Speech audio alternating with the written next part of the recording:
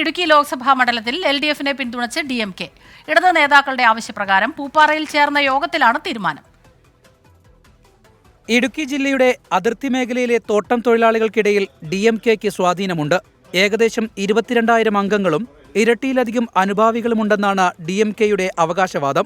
പിന്തുണ തേടി ഇടതുപക്ഷം എത്തിയതോടെ പൂപ്പാറയിൽ DMK സംസ്ഥാന പ്രസിഡന്റിന്റെ അധ്യക്ഷതയിൽ യോഗം ചേർന്നാണ് ജോയ്സ് ജോർജിന് പിന്തുണ നൽകാൻ തീരുമാനമെടുത്തത്. ദേശീയ തലത്തിൽ ഇന്ത്യ മുന്നണിക്കൊപ്പമാണ് DMK. திராவிட முன்னேற்ற கழகத்தில் LDF கூட்டணியின் சார்பாக போட்டியிடும் அட்வொகேட் ஜோய்ஸ் ஜோர்ஜ் தலைமையிலான கமிட்டி நம்மளை அணுகி தேர்தல் கூட்டணிக்கு ஒத்துழைக்குமாறு கேட்டுக்கொண்டார்கள். അതിർത്തി ഗ്രാമങ്ങളിലെ തമിഴ് വോട്ടുകൾ LDF-ന് അനുകൂലമാക്കാൻ കഴിയുമെന്നാണ് DMK നേതാക്കളുടെ വിശ്വാസം. അടുത്ത ദിവസം മുതൽ LDF-നൊപ്പം പ്രചാരണ രംഗത്തും സജീവമാകും. ദേവികുളം, പീരുമേട് എന്നിവിടങ്ങളിൽ സ്വാധീനമുണ്ടായിരുന്ന AIADMK ഇത്തവണ കളത്തിലില്ല. 24 ഇടുക്കി.